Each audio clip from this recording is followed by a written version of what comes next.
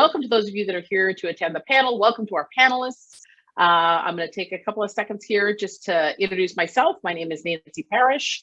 I am the executive director of WAND. WAND is a women-led organization that builds women's political power to advocate for peace and security with justice.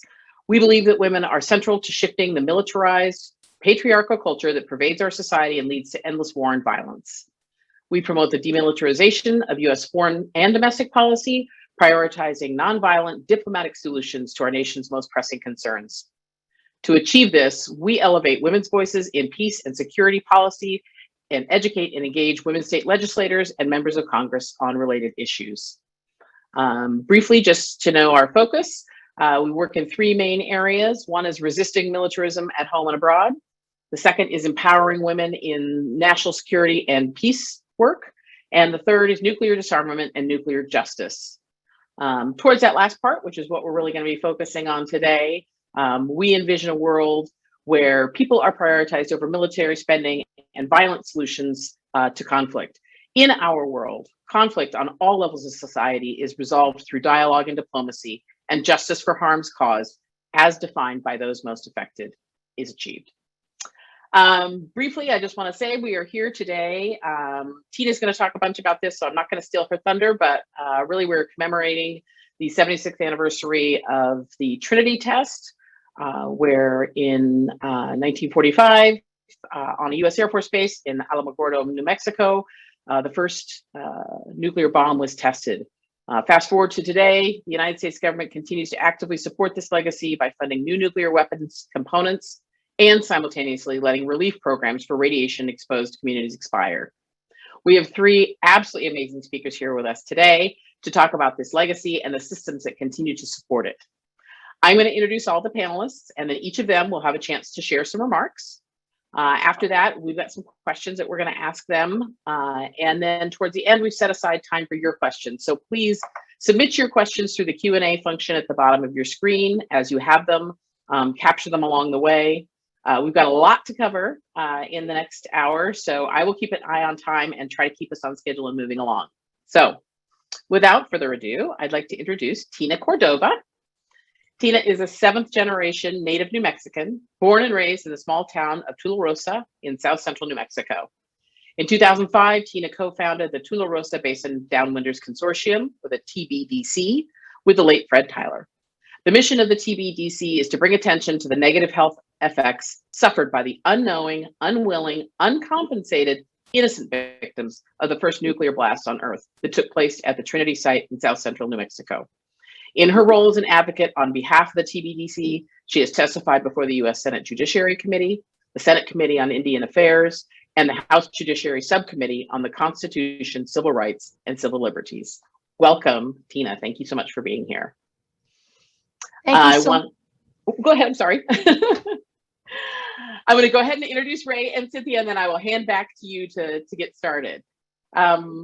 Ray Acheson, thank you so much for being here also, Ray. Ray is an organizer, activist, and writer working to abolish violent structures and build peace and justice. They lead the Disarmament Program at the Women's International League for Peace and Freedom, also known as WILF, the world's oldest feminist peace organization. They serve on the steering committee of the International Campaign to Abolish Nuclear Weapons, ICAN, which won the 2017 Nobel Peace Prize for its work to ban nuclear weapons, as well as the steering committee of the Campaign to Stop Killer Robots and the International Network on Explosive Weapons. Ray is the author of Banning the Bomb, Smashing the Patriarchy, which you all should go buy, which offers a firsthand immersive story about the work of activists and diplomats to outlaw nuclear weapons and challenge the nuclear orthodoxy. Welcome, Ray. Thank you so much for being here. Last but not least, I would like to introduce you to Dr. Cynthia Enloe. Cynthia is a research professor in the Department of International Development, Community and Environment, affiliated with the Political Science and the Women's and Gender Studies, all at Clark University in Worcester, Mass. Cynthia's newest book is The Big Push, Exposing and Challenging Persistent Patriarchy. You should also go get that one. She may well be known for her seminal work, Bananas, Beaches, and Bases, Making Feminist Sense of the International Politics. Cynthia explores the workings of gender and misogyny in both the global North and South, For her studies of militarism, Cynthia has been included in the Gender Justice Wall at the ICC in The Hague. Thank you so much and welcome, Cynthia. With that, I'm going to hand off to Tina and let you open with your remarks. Good afternoon, everybody, and thank you so much to Nancy for her introduction, to Corey Greer for inviting me to participate, and to Wand for hosting this event. This is obviously timely because this week will be the 76th anniversary of the Trinity test in South Central New Mexico. Nancy has already sort of given you an overview of how we started our organization and why we started our organization. It was primarily done to make sure that people understood that there were folks living as close as 12 miles to the Trinity test site. The government has always controlled the messaging around this, said then and continue to say today that no one lived here and no one was harmed. But we decided long ago, 16 years ago, that if our government wasn't going to acknowledge the people who basically have suffered and sacrificed all these many years, 76 years, that we were going to put a face on that and that we were going to do all we could to hold our government accountable. And that's really what we do as advocates. We're working to hold our government accountable for what they did to the innocent people of New Mexico who were going about their very organic lives in 1945. And they were harmed dramatically, and the government essentially didn't warn them before or afterwards and walked away for 76 years. So there is so much to the Trinity test that would be important to understand, and I could speak probably for 30 minutes about that alone, but I'm just going to briefly say this much. The Trinity test was one of a kind. It was very unique because it was the first time that they tested a nuclear device any place in the world. But even though it was the first time, there was a lot they knew going into it. They knew going into it that it would be fallout producing. They knew that people would be harmed, and they knew that radiation was harmful. That is also a misconception often shared amongst people. Well, they didn't know what they were doing, but that is indeed not true. The other thing to know about Trinity is that it took place, July 16th. That's our rainy season. We're in the middle of what's called our monsoon season, when we receive the major part of the moisture that we receive here. We didn't have running water in 1945. That was not a luxury that we had. And so we collected rainwater for drinking purposes, for cooking, for cleaning, for bathing, for everything that you use running water, that you use water for. And we didn't have access to running water. So our water supply was completely contaminated.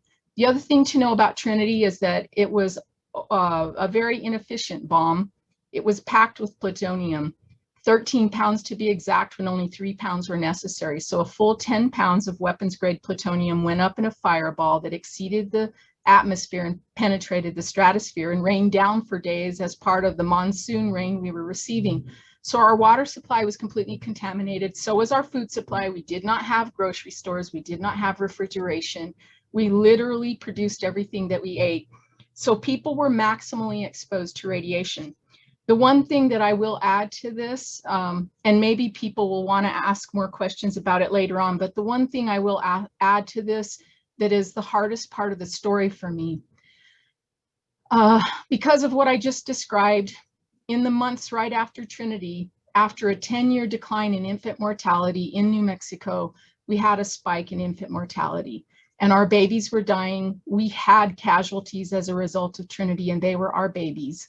Mothers were concentrating the radiation in their mammary glands and breastfeeding their babies. And we went from something like 30 deaths per thousand in New Mexico to over 100 deaths per thousand in the months of August, September, October, November, December, right after Trinity. The government was contacted by healthcare workers, and they decided to again lie about knowing anything in regards to what might be happening to us, and they looked the other way to lessen their responsibility to us, and our babies died that summer. I also want to mention that the government has perpetuated the myth that no one lived here and no one was harmed, but this last year we had a brilliant student from the University of New Mexico develop a map that shows the radiuses around Trinity, starting at 10 miles all the way to 150 miles. And we now know that at 150 miles, it encompassed Albuquerque to the north. It encompassed El Paso and Ciudad Juarez in Mexico to the south. It encompassed the border of New Mexico and Arizona, and then almost to Texas to the east. So it was entirely our entire state. And there were hundreds of thousands of people living in a 150-mile radius. When they left New Mexico to establish the Nevada test site, they went in search of a location where they would have about a 150-mile radius uninhabited. So you can see that that is indeed not true, that no one lived here and no one was harmed. It was heavily populated, actually. We're having big events this weekend. We never recognize the science and industry. That has been over glorified by everyone in our society.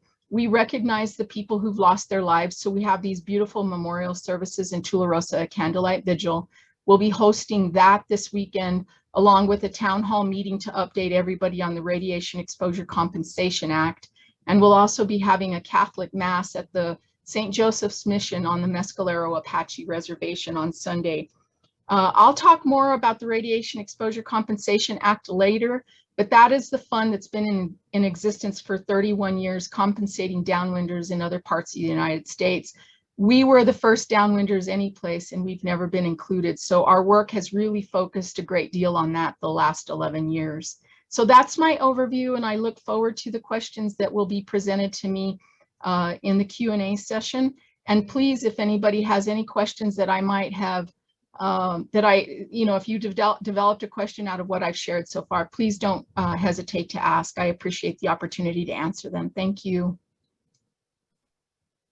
Thank you, Tina. That is really incredibly important information for folks. I think that all we ever hear out of the federal government is that is the desolation of the area and the fact that no one was harmed, and that is the opposite of what happened. So thank you very much for sharing that with us. Ray, I'd like to invite you to give your remarks. Great, thank you so much, and thanks to everyone at WAND that's been involved in holding this event today. It's so important and timely.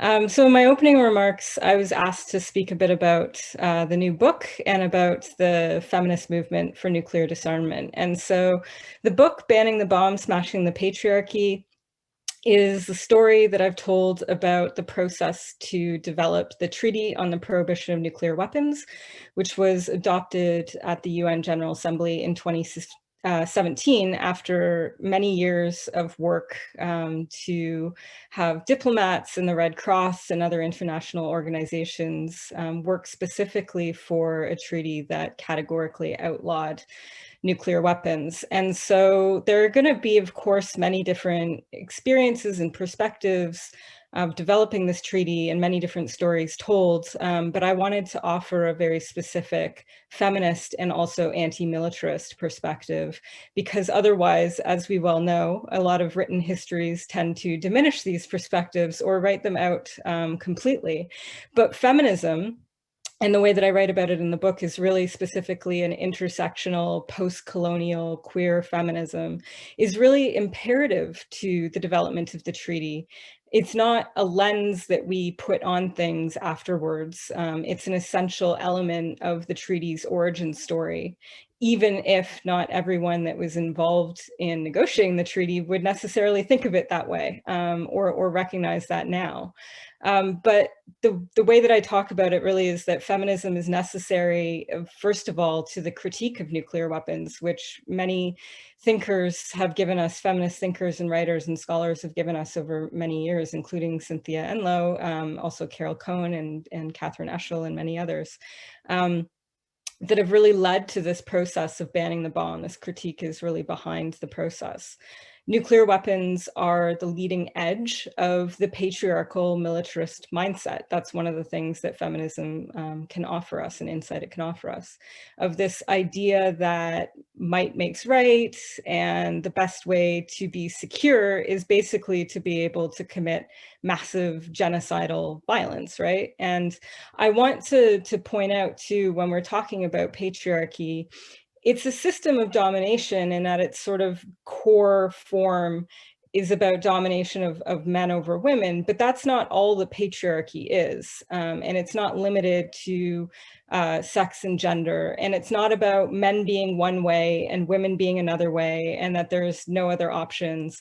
But patriarchy is really about the way that we're gendered, the socially constructed identities and roles and expectations, and the construction of, you know, the concept of like a real man being violent and being willing to use force to protect their interests and all of that. So Cynthia has written scores of books about all this, but I just wanted to throw in this caveat about what I mean when I'm talking about patriarchy. It's this overarching system that really you know, organizes us and tells us how we should be and who we should be. And understanding this system of patriarchy is really helpful for understanding nuclear weapons and for the social constructions that are behind nuclear policy, all the ideas and beliefs that are very fundamental to nuclear weapon policy and possession. Feminist understandings of power also help us sort through the myths and challenges around the supposition that nuclear weapons are about security. It helps us think about who has said this, who and why they've said it, and whose voices and perspectives and experiences are left out. It helps us, feminism helps us to focus on the harm to people in the world that Tina just described very clearly, rather than abstract theories that are concocted by, you know, basically men in suits in war rooms planning their calculations for genocide. And it helps us confront these ideas that Tina mentioned about, you know, the myths of, oh, no one lives there where we tested these bombs, right? This started with the Trinity test, and it persisted through all nuclear testing, whether it was the French in what's known as French Polynesia, or whether it was the British testing in the Australian outback. They all said the same thing. Oh, there's no one here. We're not harming anybody. This won't have any consequences. So it's really cutting through to the reality of nuclear weapons, and feminism helps amplify and uplift these alternative perspectives and experience and treat them as important, or really more important, than the theories that are concocted in conference rooms.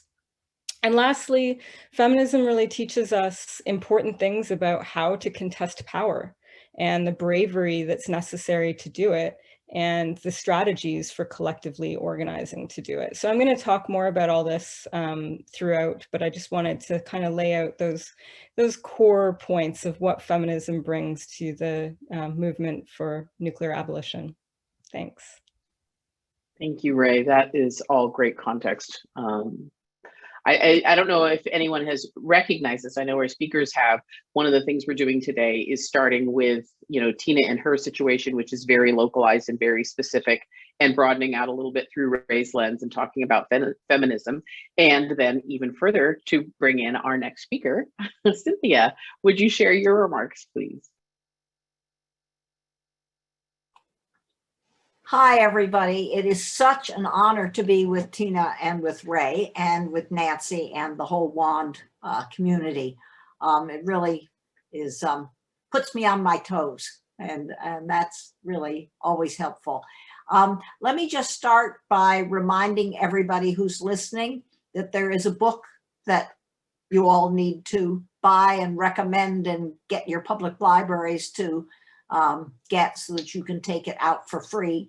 And it's called Banning the Bomb, Smash It, Smashing the Patriarchy. Banning the Bomb, Smashing the Patriarchy by Ray Acheson. So get your public library or your school library to get it.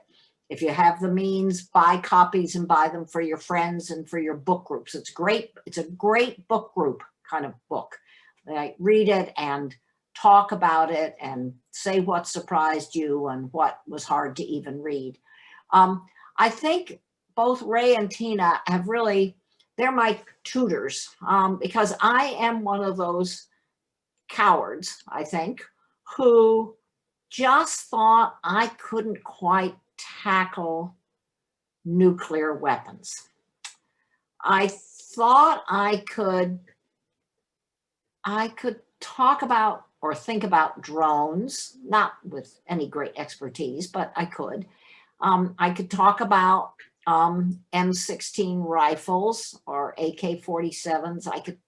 I don't mean I'm an expert. I've never held an AK-47 in my hands, I'm glad to say. And I could even talk about landmines and cluster bombs, all of which have treaties that those of you from the United States know the United States government of both parties has never signed. But when it came to nuclear weapons, it has really taken Tina's grassroots organizing and information gathering, life by life, town by town, family by family, and Ray's wonderful, exciting exploration of building a movement, a cross-region movement, a movement that involves feminist organizers in Australia and in Fiji, as well as in New Mexico, and diplomatic participants. And it's the first time that I think I realized why I was so daunted by thinking about nuclear weapons. I think I fell into the patriarchal trap of being daunted by expertise. And as both Tina and Ray show in their work and their writing and their organizing, expertise, it doesn't mean that all of us shouldn't gain knowledge. Of course we should gain knowledge, and we should gain evidence, and we should use evidence, and we should respect evidence, and we should organize on the basis of evidence. But when patriarchal people, men and women, but especially men, gain from the notion of the expert, when they, capital E expert, start wielding around expert knowledge, they quite deliberately make it inaccessible. It's as much of a weapon as is a piece of armament. That is because it excludes most of us. It says most of us are too naive or just too ill-informed, and all we can do is trust.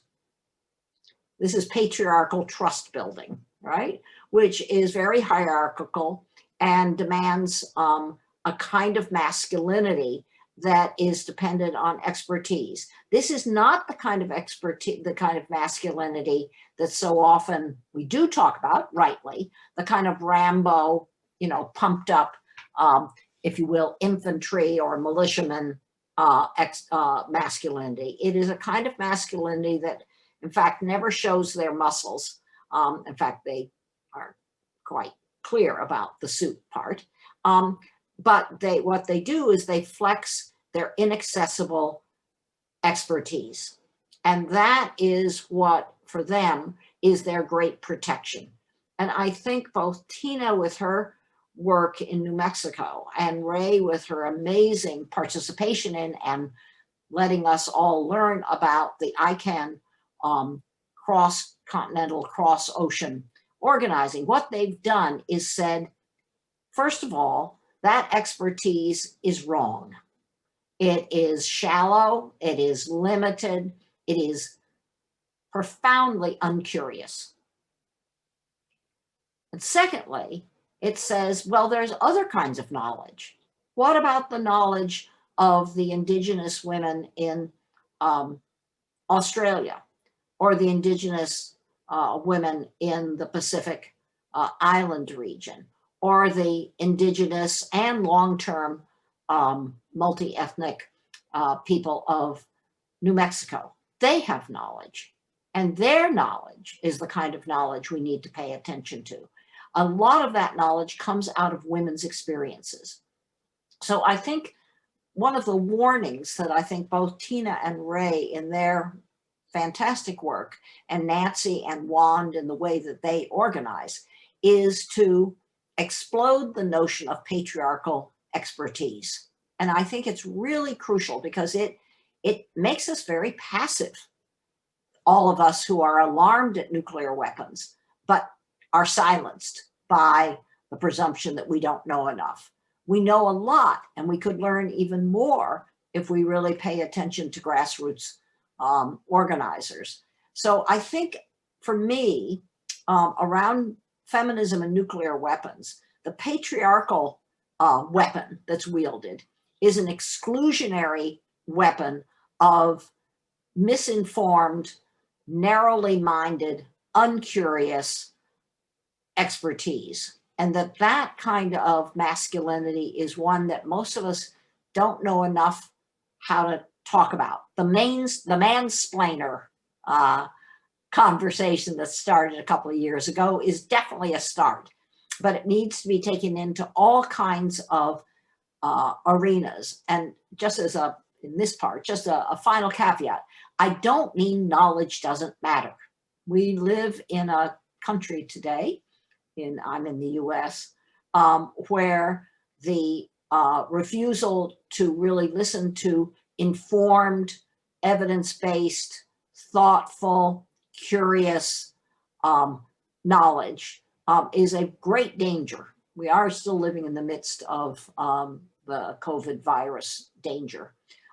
So I am not a know-nothing. I am not saying knowledge doesn't matter. I'm saying beware, beware, beware of people who thrust knowledge at us to silence us. That kind of patriarchal weapons wielding is one that Tina and Ray and all their colleagues, along with Wand, they're taking that fortress down brick by brick. Thank goodness. Cynthia, I think we could spend the entire rest of the hour just continuing down that path, because that is one that personally makes my blood boil. I think just adding on to your comment there, that's that whole, it's knowledge with a capital K that only comes from a university. And to your point, it's not yet. There's all kinds of ways to be educated. There's all kinds of intelligence. So I really appreciate you bringing that up. That is, hit the nail on the head with that one. Okay, I'm gonna circle back around. We've got a few questions that we're gonna share with the panelists, and I wanna welcome all of you to kind of chime in, even if the question's aimed at one of you. If the others have something to add to it, I welcome it. I wanna go back a little bit into kind of the specifics of New Mexico, and Tina, I'm gonna ask you on this. For those that aren't familiar, the Radiation Exposure Compensation Act, or RECA, which Tina mentioned earlier, I want to kind of raise that, and for someone who's not familiar with RECA, what does extension and expansion mean for the folks in New Mexico specifically, obviously in other locations as well? Where is that legislation today in Congress, and what can people do to help support that and help move it forward? Thank you for the question, Nancy. It's absolutely paramount to where we're at today in this fight. The Radiation Exposure Compensation Act, or RECA, was established in 1990 through the efforts, actually, of the late Stuart Udall. He was the Secretary of the Interior, retired. His son, who was our just passed Senator, Senator Udall, worked with him on this, but Stuart Udall returned to Utah after having been in Washington, D.C. for a very long time, and discovered that there were all these people sick and dying. And the most obvious reason for that was the fact that they were downwind of the Nevada test site. And actually, the history of this is pretty compelling, because when they detonated the bombs at the Nevada test site, they actually would coordinate that to take place with winds that would sweep the fallout in the direction of Utah and away from Las Vegas, Los Angeles, San Francisco. So in many ways, the people in that area were targeted. The thing about the Nevada test site, though, is that they did have monitoring stations all across the West to track the radiation. And it was well documented that people throughout the West, including New Mexico, were dosed by the fallout from the Nevada test site. So Stuart Udall started filing claims through the court system on behalf of downwinders, and those claims made it all the way to the 10th Circuit Court of Appeals, and they were winning. But the court would claim that it was that this was, in the interest of national security, and so they couldn't hold the government accountable for the damage that was done to people. Stuart Udall was very smart. He knew if he went to the Supreme Court, he would probably get the same result. So he made a trip to Washington, D.C., met with members of Congress, and they set up this fund. Well, New Mexico has never been included in the 31 years of its establishment, although we were the first downwinders any place in the world. And, you know, you asked about what does it mean for the people of New Mexico. We're a poor state. We have the highest number of people in New Mexico dependent on Medicaid for accessing health care coverage. We're also very rural. So most of the people affected by the fallout in New Mexico live in communities where there are no healthcare facilities. RICA would pay a one-time restitution payment to us. And if it's passed in the form that we're requesting this year, it would also offer us healthcare coverage. People would also be able to apply now on behalf of a deceased loved one, because you can well imagine that for 76 years, people have been dying here. I always tell people and remind people, I'm the 4th generation in my family to have cancer since 1945.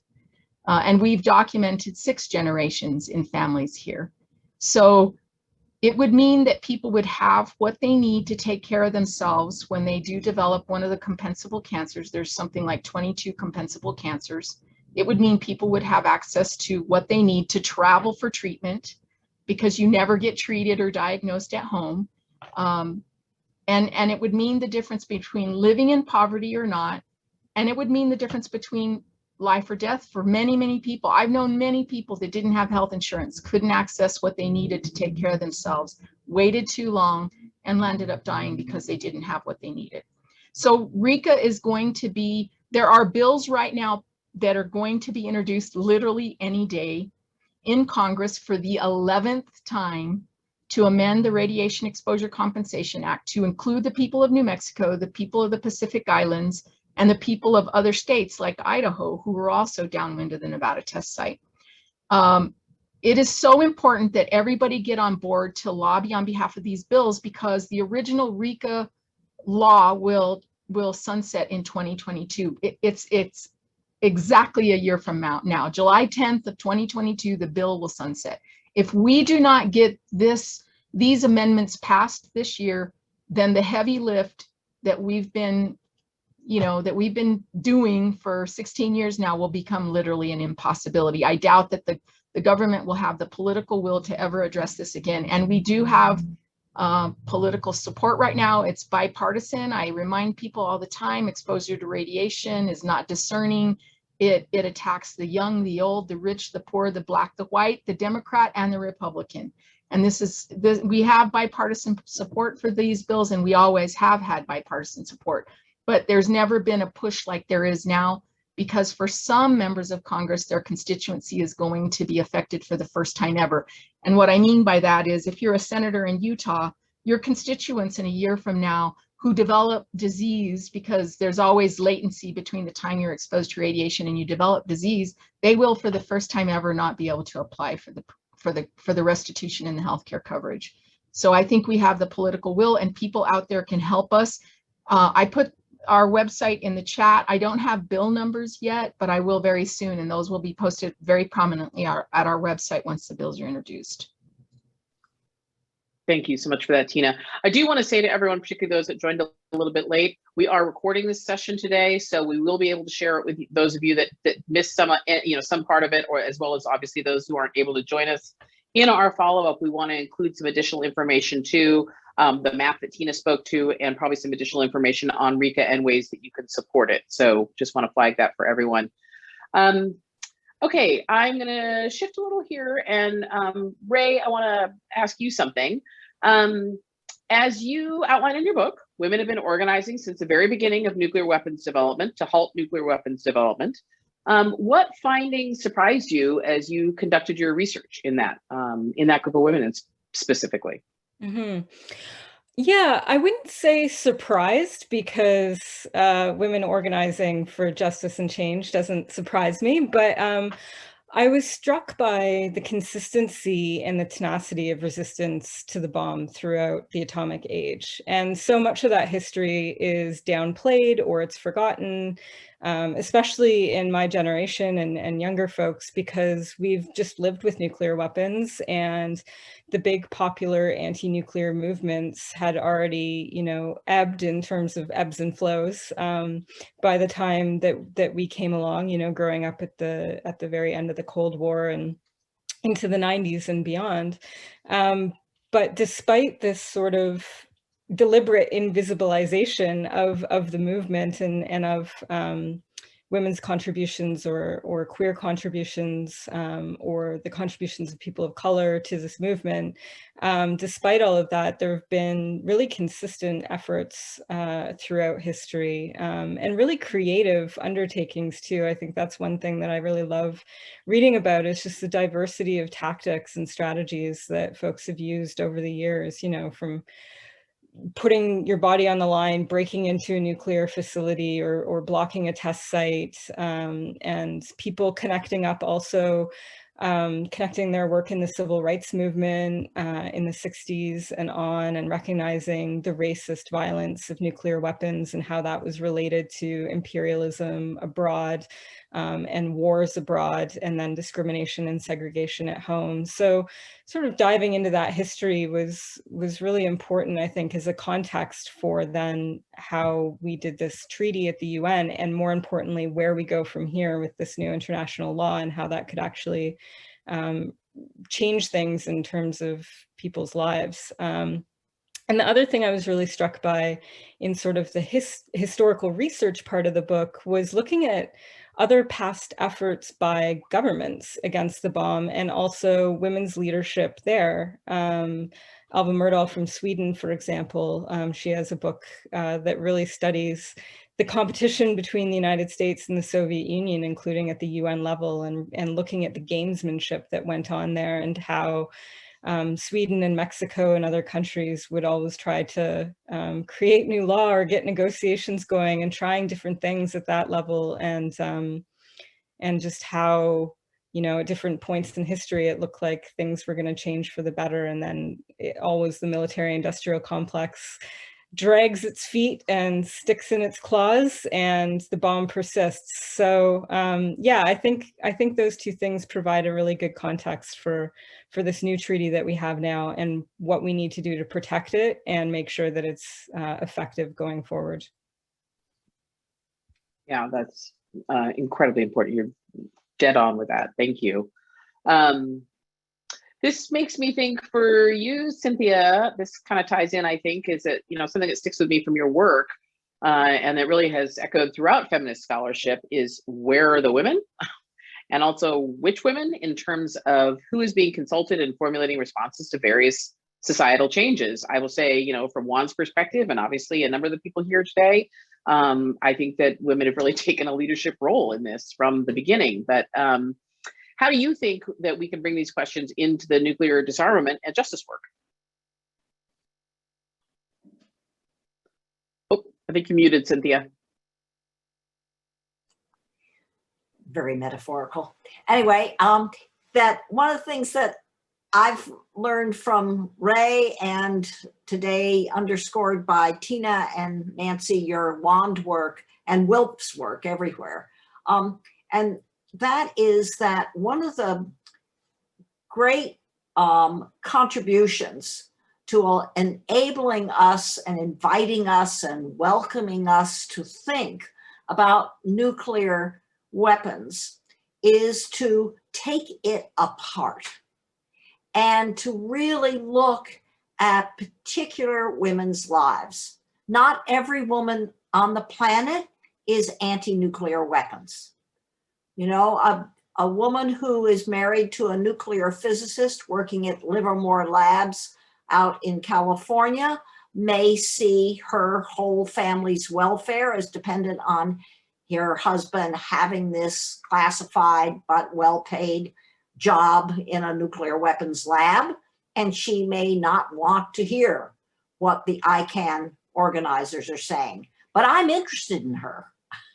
I'm interested in every woman who in some way in her life, where she lives, who she's married to, what kind of work she does, how she relates to various social justice movements. I want to know how every woman is related. And what I've learned from listening to smart people like you is that lots of different kinds of women have their lives implicated in nuclear weaponry. And it's not just because they live in a test site, although that's the most remarkable and the least understood. I was so moved when one of the Indigenous Australian women who has been part of ICANN from the start tutored us in another webinar on what it had meant for her family to live in a British test site in not so empty, Tina, parts of Australia. But what I've learned from listening to all kinds of organizers and activists is that women are involved at so many levels. And they are women who don't think of themselves as militarized. They think of themselves as, quote, ordinary, or they think of themselves as just trying to get along, and yet they are implicated. And that, I think, should make us a lot more curious about women who live near uranium mines in, in the American Southwest, but also near Indigenous communities in Canada, in Ontario. That is, that we shouldn't just think of people who are at the decision-making table, although I'm always interested in them.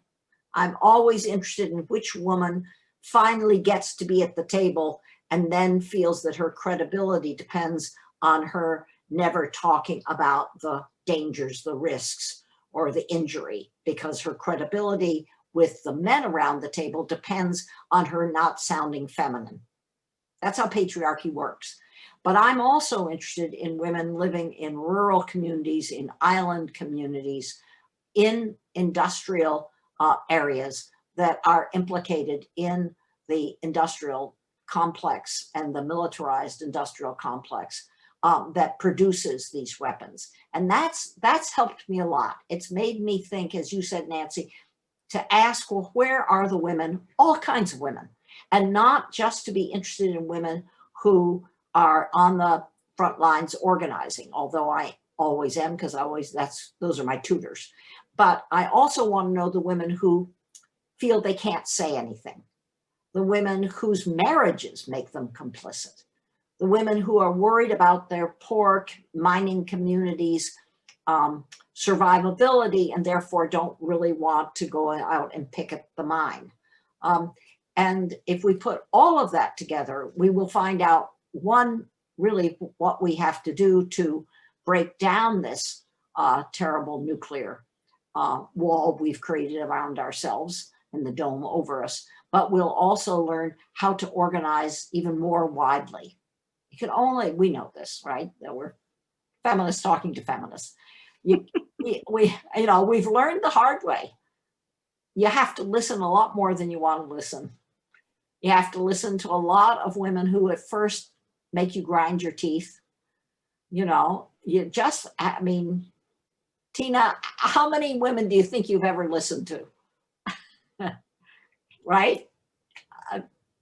And Ray, I know, has been in room after room, and so is Nancy. But listening and being curious so that we really know what is behind this nuclear weapons culture and process is, I think, crucial. And that's what feminism does. It makes you more curious and it makes you a better listener. But to be a feminist, we all know you've got to have a lot of stamina, which means a lot of patience and a lot of patience. You have to be impatiently patient. Right. Is that right? Yes.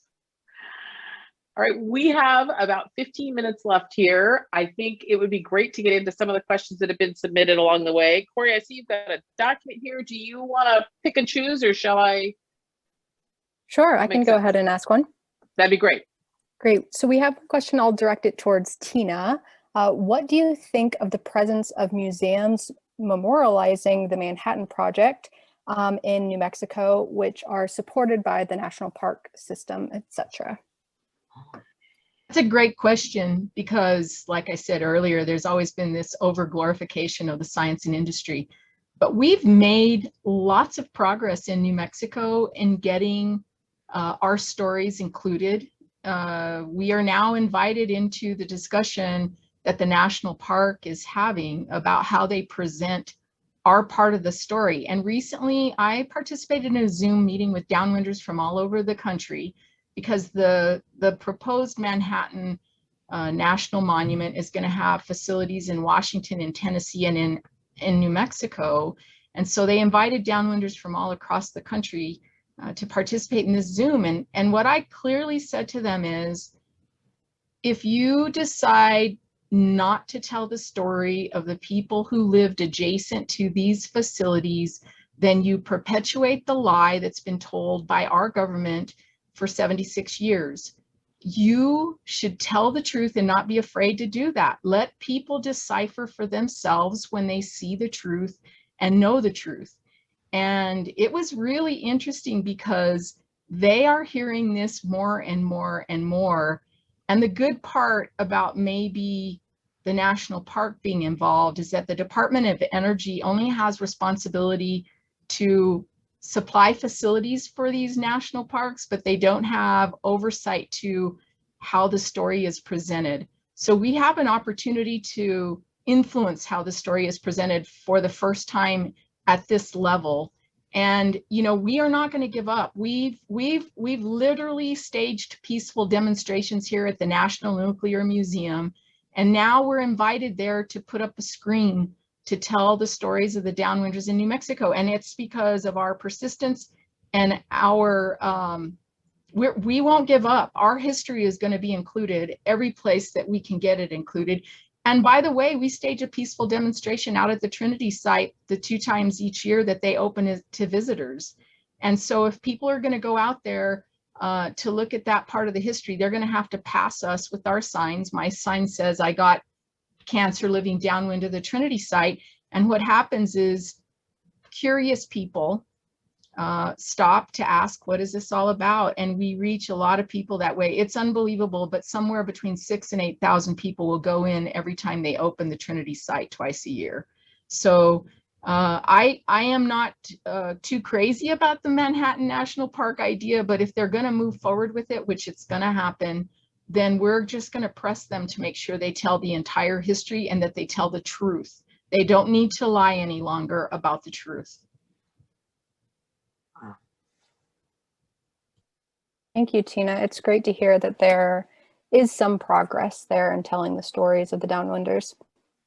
We have another question that is about demilitarization on kind of a more general, larger scale.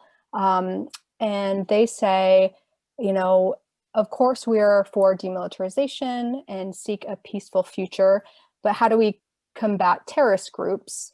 You know, we can't lay down our weapons, you know, assuming that they will. So is it acceptable to use weapons against groups who would be dangerous otherwise? And I would direct this question either to Cynthia or Ray, or both.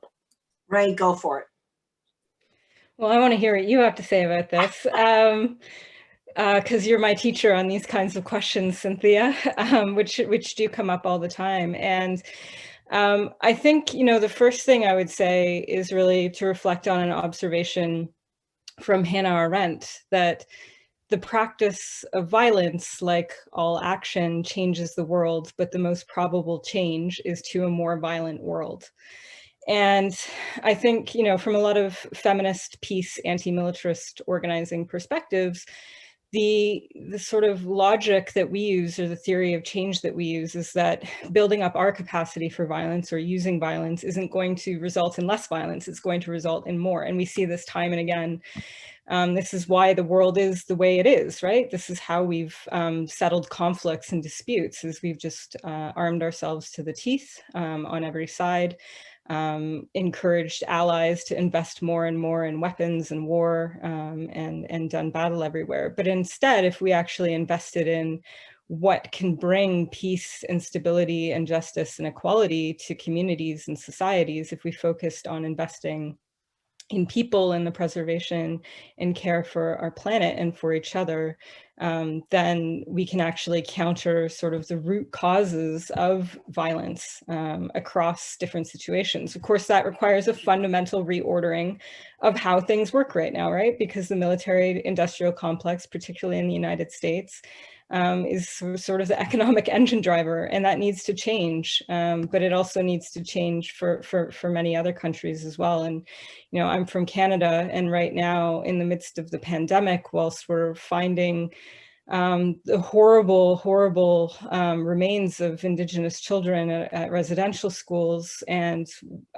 you know, dealing with forest fires and heat waves that are wiping out entire towns, the Canadian government is trying to invest in new fighter jets and build military bases around the world to be able to be a better ally to the United States and its imperialist warmongering machines. That's what it's investing its weapons or its money in. And at the same time, it's saying it's developing a feminist foreign policy. So it's sort of like, no, this is the wrong direction for that. So I think we have to pay attention to all of that, the rhetoric versus the reality, and really think about where our money investments and care over violence. But I would love for Cynthia to add on to that. Well, I mean, I am just going to add on because it's, you know, that's where we are. I think for the questioner who's asked a very good, serious question is we should all be really, really careful about anybody who labels anybody else a terrorist. It's probably one of the most misused, there are a lot of other misused labels, but it's one in today's world, it's one of the most misused labels to try and silence people, not to mention jail them or perhaps eliminate them altogether. To label somebody a terrorist. And the United States, as an American, I can say this, well, anybody can say it, it's obvious, but as an American, I have to really take special responsibility. It's been particularly since 9/11, since 2001, when the United States government, both the Congress and the executive, and the court, when asked, have allowed for the notion of the label of terrorist to be used as a way of silencing wide swaths of critical actors.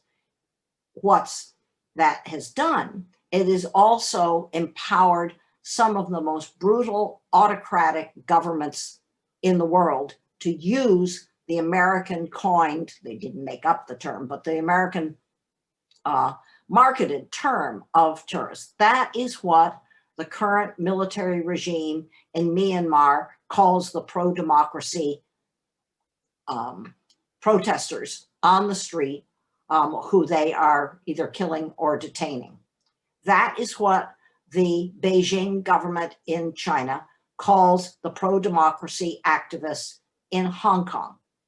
This is God's gift. Let's not even call any deity this. This is the gift to the autocrat. Give the autocrat the notion of terrorist so that you can say in the name of ordinary people's safety, which of course it's never being used for that purpose, that there are people out there who are critical, who endanger your life because they're critical, because they're trying to be Democrats, small d, because they're trying to voice their concerns, because they're trying to uplift democratic, civic, inclusionary, equitable, and feminist values, that they are therefore a danger to your security, my security. So undergirding that is to really think, and this comes back to both Tina and Ray's points, to really think about what is security anyway.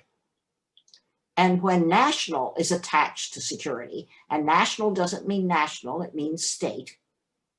When governments start talking about national security and try and persuade judges, and this happens in many different countries, including Turkey today, that they have nothing to say when the government calls an issue or a policy or an action in the name of national security, that civic-minded people, including judges, cannot intervene, that is when you should feel insecure.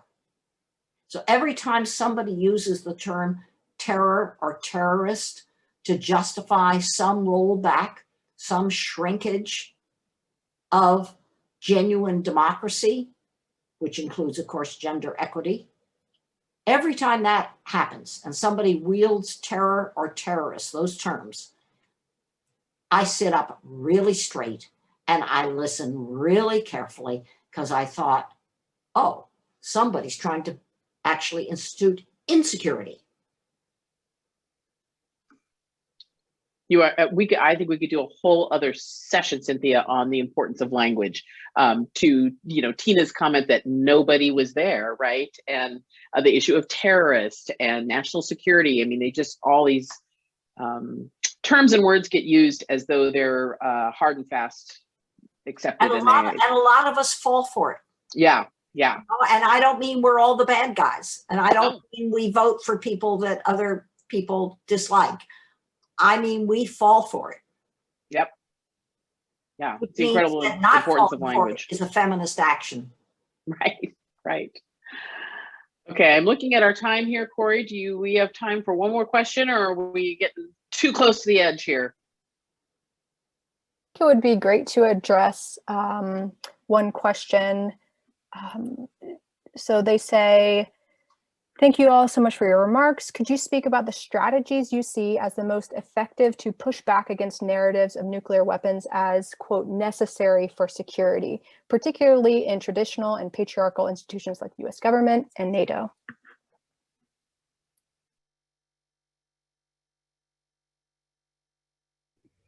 Should I jump in? Okay. I would love to hear from Tina and Cynthia though too.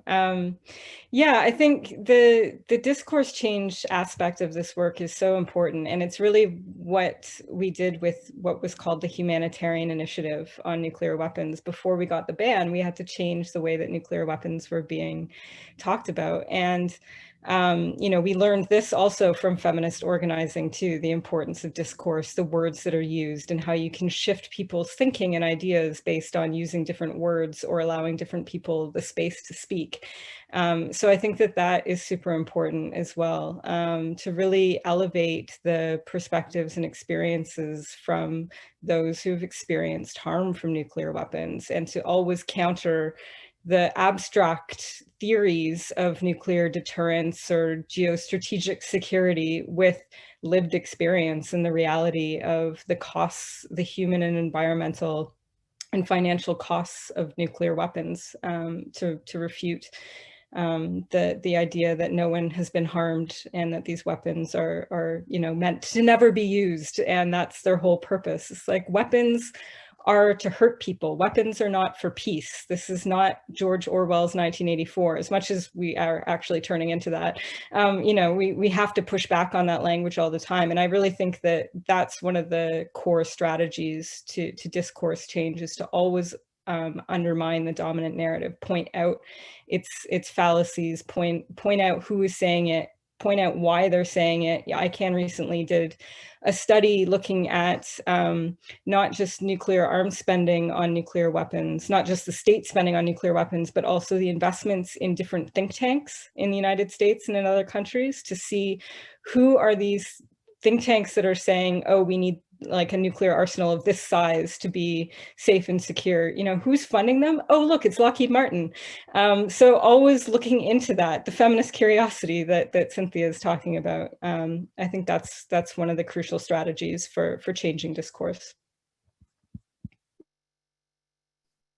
That's great. Thank you for that, Ray. Cynthia or Tina, is there anything you want to add to that as we come to the end here?